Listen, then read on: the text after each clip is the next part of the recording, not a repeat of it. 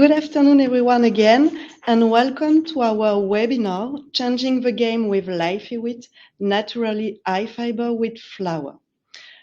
Before starting,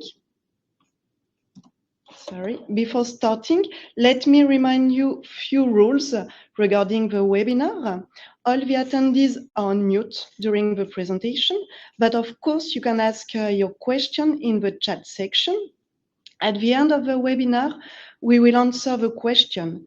And if we don't have time to answer to all the questions, we will answer to you personally.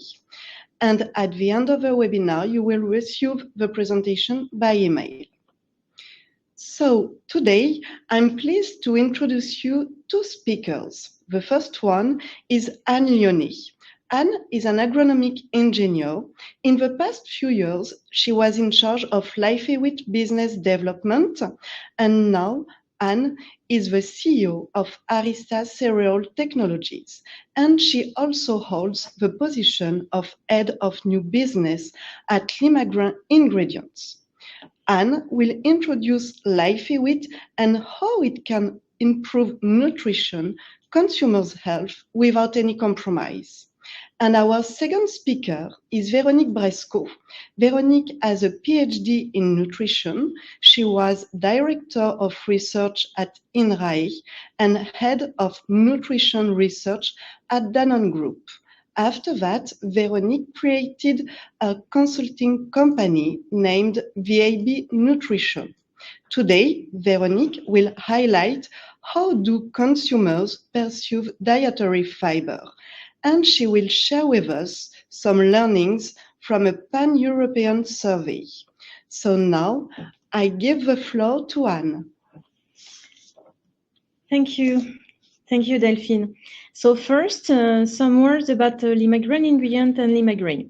So Limagrain Ingredient is a subsidiary of Limagrain Group, whose core business is breeding new plants in field seeds and vegetable seeds.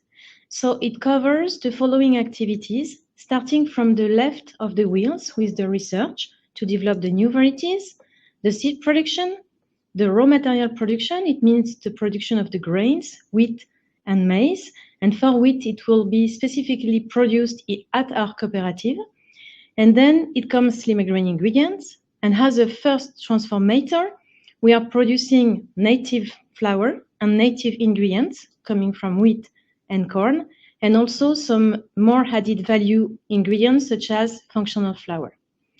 Our customers are industrial and they are close to consumers. So our place in this chain, allows us to understand the needs of the consumers, the needs of the market, of the customers, and allow us to orientate the research program. So, for example, every year, we are investing in specific programs to develop new wheat varieties to meet the expectation of the market and the consumers. And today, we are going to talk about one of these wheat called LifyWheat, a high-fiber wheat. So for more than 20 years, we have been working with an Australian research center, the CSIRO, on this specific program. The initial idea was to develop a wheat that can tackle the public health issues such as diabetes. So it means a high-fiber wheat. When we succeed, we develop a joint venture, Arista Cereal Technologies, so with Limagrain and CSIRO. And the aim of Arista is to develop, protect, and evaluate this wheat globally through partnership. So for example, in North America, we have a partner, Bay State Milling, which is one of the 10th major miller in North America, and they develop and launch the product as L-Sense high-fiber wheat. In Europe, this is Limagrain Ingredient, launching the product as LifyWheat, high-fiber inside. In Japan, our partner is Nishin Seifun, and this is the first miller in Japan, and they launched the product as Amuleya. And in Australia, it's Allied Pinnacle, and this is also a major player in the milling industry, and they just launched the product this year as Wise Wheat. This partner, they have the responsibility of building the wheat chain. It means that they will have to grow wheat, to grow the grain, to transform it into flour, and then to develop it and to launch it on the market. But before to go and to dive into the wheat, just start with some few words about the context. So today we are not eating enough fiber in our diet. We are not meeting the recommendation. You know that there's a recommendation, a daily recommendation intake, which is almost 30 grams per day. You can see that it's almost the same in all these countries presented here. And we are quite far because we are in average at 17 grams per day. Despite if we know that a high intake of dietary fiber in our diet is associated to lower the risk of disease and lower the risk of mortality, and also despite of the National Public Health Program pushing the consumption and the increase of the consumption of the fiber to the consumers. It doesn't work, and the Limagrain ingredient would like to understand why. This is why we launched a European consumer survey about fibers a few years ago to get some insights regarding this question. So I will now let the floor to Véronique Brasco, and she's going to give you some few results about this observatory. Well, thank you very much, Anne. Yes, indeed, we carried out a pan-European survey, and I would like to share with you some of the learnings of this survey, not all of them, knowing that a scientific paper is scheduled in the next few months that will be much more complete on this topic. So this survey was dedicated to getting a better understanding of the perception, the knowledge, and the attitude of consumers towards dietary fiber. So this was an online survey that we carried out in November 2021 on more than 7,000 subjects spread it over 7 European countries, and you have here the countries. Each sample was representative of the country population, which means that data can be seen as generalizable at the whole population. And each respondent were deeply characterized in socio-demographic terms with things such as, of course, age, gender, income, profession, number of people at home, and so on. And we asked them a dozen multiple choice questions dealing with 4 major themes. The first one was their interest for nutrition and for health-related matters. Then their knowledge about dietary fiber, their perception of their own intake of fiber and their own intake of fiber-rich foods, and finally their reaction versus diverse incentives that we propose and that we're aiming at increasing intake of dietary fiber. So I will not share, of course, everything, but I will just like to focus on these results, which is that 50% of the respondents consider that they are eating enough fiber. This goes from 42% in Spain to a very optimistic 69% in the Netherlands, and we know that this is not the reality. Anne already told you this, and we have strong data that indicates that the mean intake of fiber is much lower. For example, in the UK, we know that only 9% of the British adult population actually reach the recommended dietary fiber intake, whereas there are 45% who think they do. So half of the people are thinking that they are eating enough fiber, and for most of them, or a large part of them, this is not true.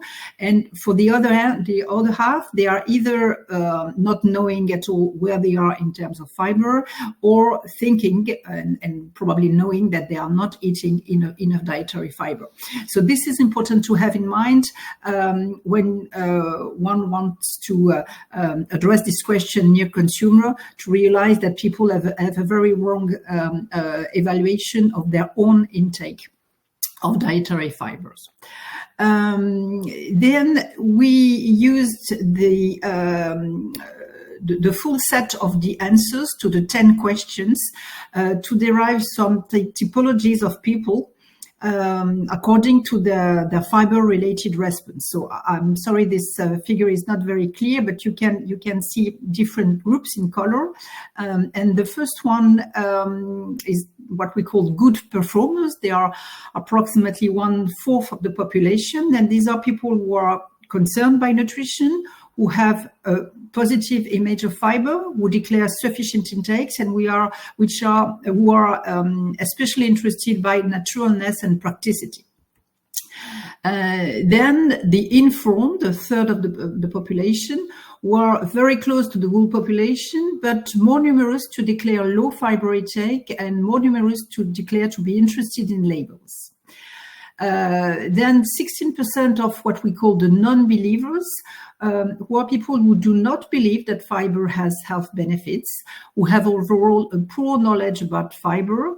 They use labels less often than others to identify fiber-rich foods, and they are more than others concerned by gut tolerance to fibers. Then 16% of a group that we call the powerless, who are more numerous than the whole population to declare low fiber intake, who do not know how to detect a fiber-rich food. These people are also not wanting to change their habits and their eating habits, and they are more sensitive to price than others. And finally, the resistance, 12% of the population, who show a low interest for nutrition. They very often answer, I don't know, to virtually any type of questions, and they are not sensitive to any incentive. So this was a first typology of people, and we carried out another similar statistical approach to derive 5 other type typologies according this time to sociodemographics. So it's a little bit more usual. And here you have again 5 groups. That's just what the statistics told us. The first one fourth of the population are what we call the white-collar workers. They are people mostly between 25 and 54 with children at home, with a high education, a high or medium income, and they are more often than others in middle or higher management activities. Then a fourth also was the blue-collar workers, a little bit older than the white collars, a little bit more often men than in the general population, usually without children at home, and 66% of them with a medium income, and they are more often manual workers or employees. Then the seniors, again, 1/4 of the population, who are majoritarily retired, above 65, without children at home, and who more often than the others have a low education level. Then the millennials, below 35 for 73% of them, often studying, more often women, and usually with a low income. And finally, the inactives, 68% being at home without being retired, more often women, and half of them with a low income. So what was interesting was to try to cross these 2 typologies, and this showed us that sociodemographic may explain some group membership. It's not everything, but it explains part of it, and especially when the good performers are compared to the whole population. So the good performers are 24% of the whole population, but we can see that white-collar workers and are overrepresented in this group of good performers, whereas blue-collar workers are underrepresented. Similarly, the non-believers, who are 16% of the whole population, are overrepresented in the students and the millennials, and underrepresented in seniors. When it comes to informed people, a little bit more than 30% of the whole population, the seniors are and the inactive are more numerous in this group, and blue-collar workers, seniors are seniors and blue-collar workers are overrepresented, and inactives are a little bit underrepresented. The powerless, 16% of the whole group, with an overrepresentation of senior and an underrepresentation of white-collar workers. And finally, the resistance, who are less represented in the student group and in the white-collar workers. So the interest of this type of analysis is really to show that people are not sensitive to the same criteria, to the same items around dietary fiber, and this has something to do with their sociodemographic characteristics, even though this is probably not 100% of the explanation, but certainly a significant part. A last point that I would like to share with you about this survey is the answer of consumers when they were asked what may trigger them to eat more fiber-rich food. And they have many expectations regarding dietary fibers. The first one being that the products can be clearly labeled high fiber. Then that they are present in varied products. So this is also extremely present in the answer of consumers. That the consumer can be informed about the health benefits of fiber. Then also several significant proportion is also sensitive to the fact that the fiber in the product are naturally present and not added. And finally, as well, that the stability of the taste, texture is present in the product, so there is no change in the product on this criteria, and so that the people can keep their eating habits, and they are usually not very strongly ready to have a big changes. And you will see with Anne that it's very interesting to observe that LifyWheat can help answer some, and I would say most of this expectation. And so I leave the floor to Anne that will go more into the LifyWheat benefits. So now let's dive into the LifyWheat explanation and what is LifyWheat and what makes LifyWheat unique. So LifyWheat has a unique starch composition. It means if you compare the starch composition to a standard wheat, LifyWheat has completely the opposite, meaning that it has 75% amylose and 25% amylopectin compared to a standard wheat, which has 75% amylopectin and 25 amylose. And this high level of amylose in LifyWheat has a direct link with the amount of resistant starch, and resistant starch is a fiber, so it means, and it gives the high level of fiber in the white flour. So you can see that in a white flour made with LifyWheat, we have 25% of fiber compared to 2.5 in a standard white wheat with a basic one. And 80% of this fiber are made with resistant starch. So this is the direct impact on the nutritional value of a product. So let's take the example of the soft tortilla. So on the left, you will have the soft tortilla standard with a standard flour. So you can see that we reach 2.4 grams of fiber, and we have 50 grams of carbohydrates. This product cannot have any claim relative to fiber because we are not reaching the first level, the first threshold, which is 3 grams per 100 grams to get the source of fiber.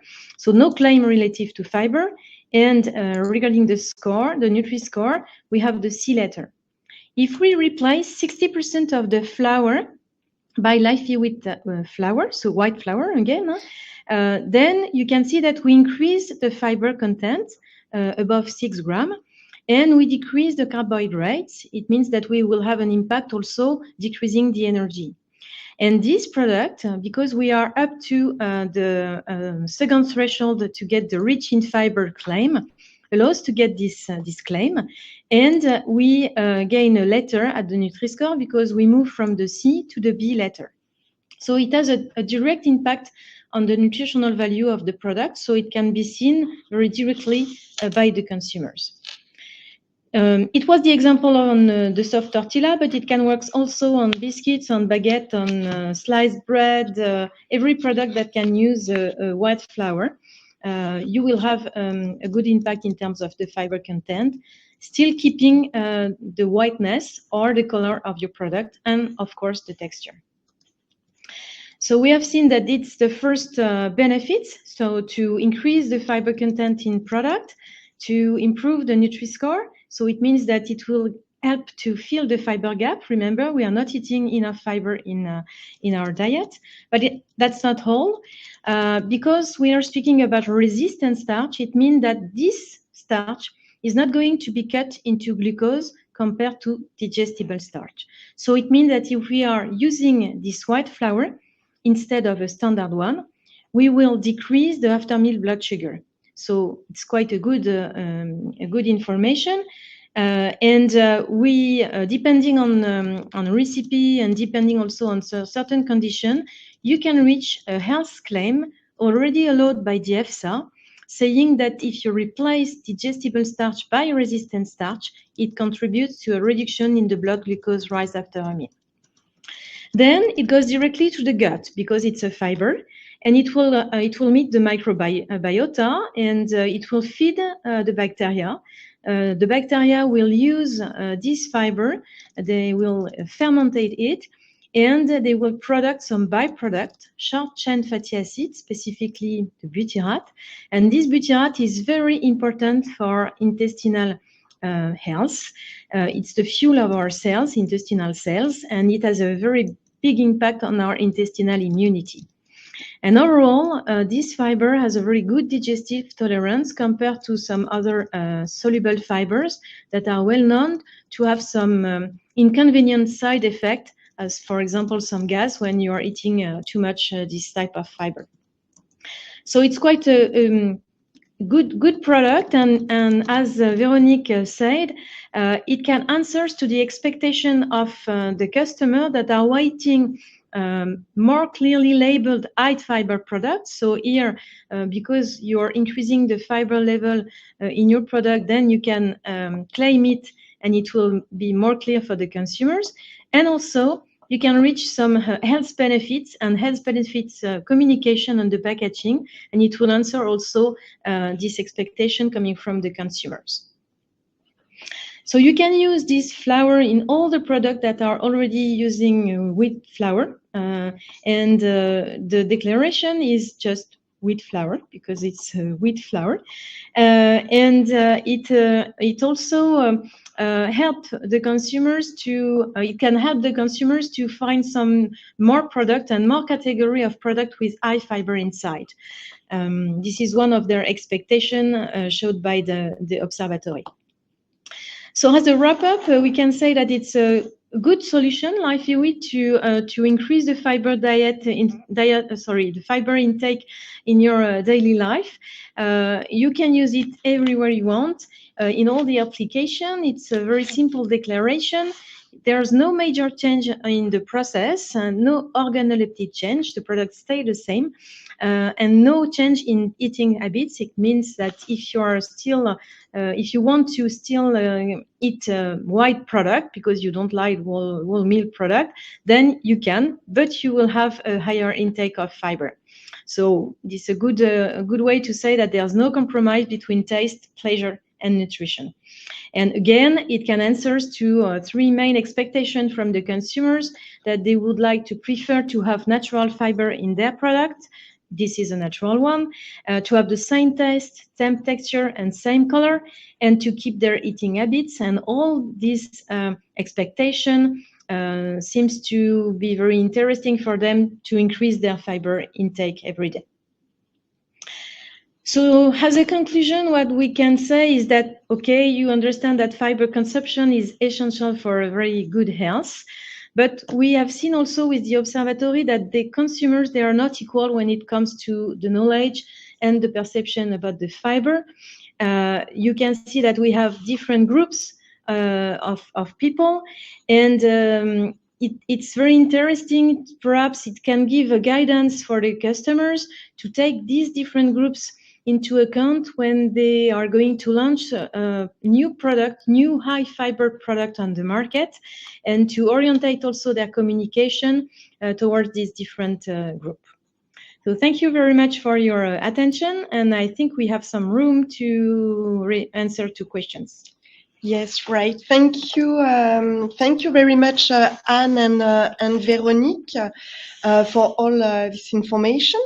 So I suggest to move on to the Q&A session. As a reminder, you can ask your question in the chat section. So feel free to ask your question. So we are going to start with the first question for Anne. Anne, should we use a specific method to know the TDF, the total dietary fiber? Okay, good point. Thank you for the question. Yes, of course, because you know that there's different types of method to measure the TDF in final product. The well-known one is the 985.29. And this method, unfortunately, is not measuring the resistant starch fibers. So it means that if you are using this one, you will underestimate, if you have resistant starch in your product, you know it, then you will underestimate the TDF in your final product. So it means that you need to move to the new method that are recognized, AOIC 2011.25 or the AOIC 2017.16. Thank you, Anne, for the answer. I have another question for Véronique. Véronique, regarding the survey, do you have any idea if there are differences between countries? We were expecting to have some differences, and indeed, on the raw data, we had some differences among countries. But we realized that it was mostly due to the difference in the socio-demographics of the country. For example, people in Spain and in Italy are a little bit younger than people in Germany or in Nordic countries, and so the changes, the differences we had between countries were more on the socio-demographics than on the cultural differences and eating habits in the different countries. So broadly, what I told you is applicable to all the European countries we have seen. Of course, it doesn't mean that in other geographies such as the US or Asia it would be the same.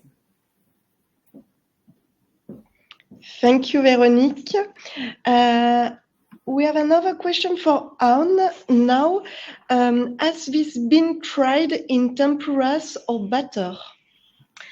So yes, of course, our first target are the bakery application, because this is the application when we are using the most important content of flour. But it has been tried on batters.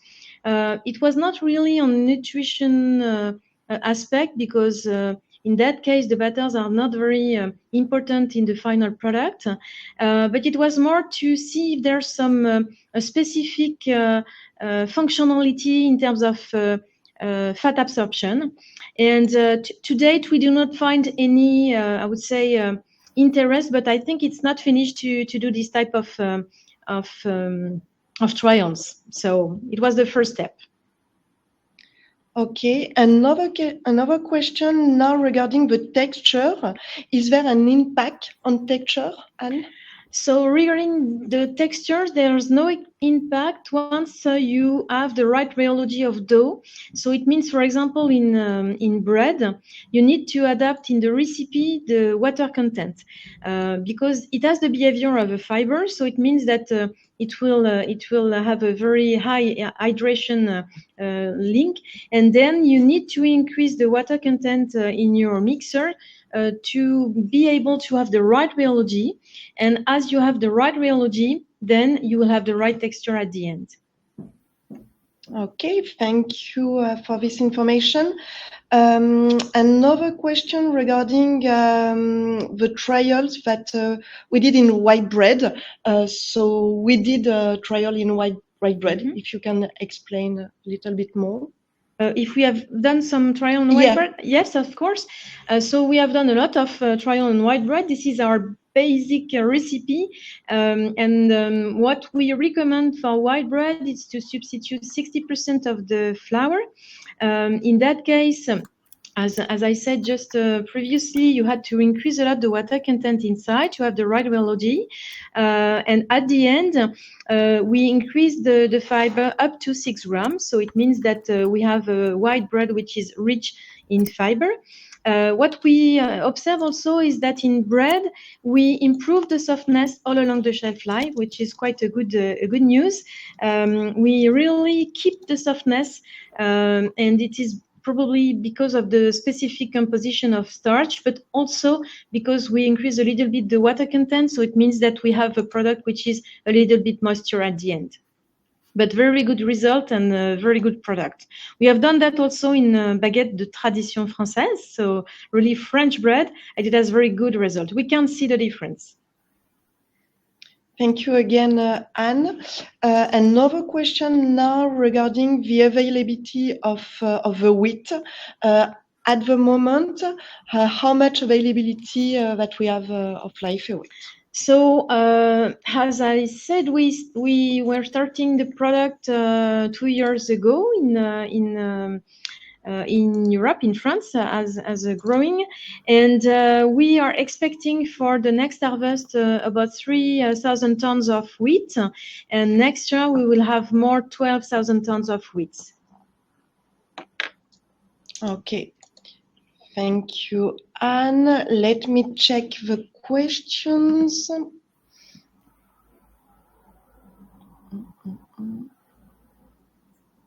So we have another question.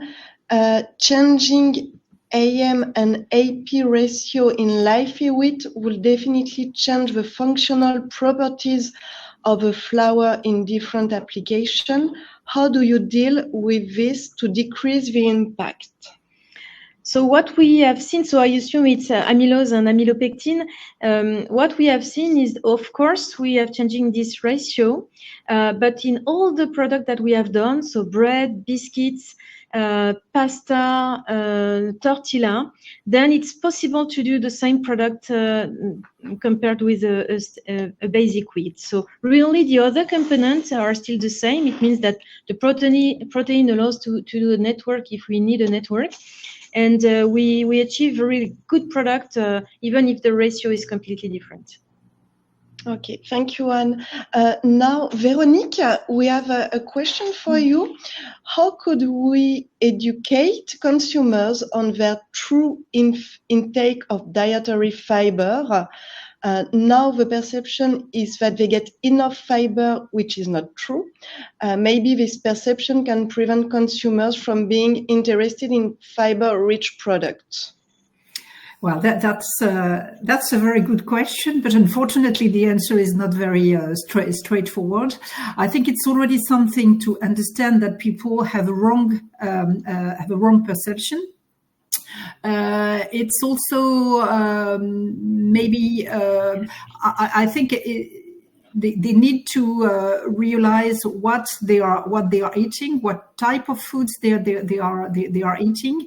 Well, if they do not have their 5 fruits and vegetables a day, and we know that it is often the case, it will be more difficult for them to have fibers. So people need to understand what they eat, and so they will see that they are indeed missing fibers. And so I'm not a specialist of consumer behavior, but this is, I think, important to maybe explain better why people need to eat all the fiber-rich food. This is because you are missing dietary fiber. But I think that if everyone, if someone was really knowing how to really achieve that at the level of the whole population, that would be a great improvement. Thank you, Véronique. Another question for you, Véronique. Where and when will the consumer study be published? So we hope to publish it, to have it published, this year in 2024. We are finishing to prepare the manuscript that will be sent to a high-level journal a European journal specialized in food behavior. This is our first choice, and we very much hope that this publication will be available, let's say, after the summer, I think, because it's always very long when you send to a scientific journal. You have to answer questions of reviewers, so that's the natural process. Thank you, Véronique. So we are going to answer the last question of the webinar. It's a question for Anne. What are the benefits of a white LifyWheat flour versus a whole meal flour? Okay, so you understand that if you are using a white LifyWheat flour in bread, for example, you will have a white bread, but with a high level of fiber inside. So it means that you will have the benefits of the fiber of a whole meal. And this is not the same fiber.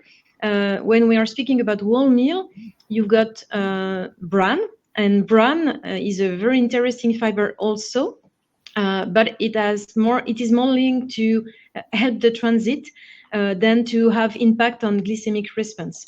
So it depends on what you want to achieve, but of course we can also do some whole meal LifyWheat flour, and then in that case we will combine the 2 benefits of the 2 fibers, bran and resistant starch.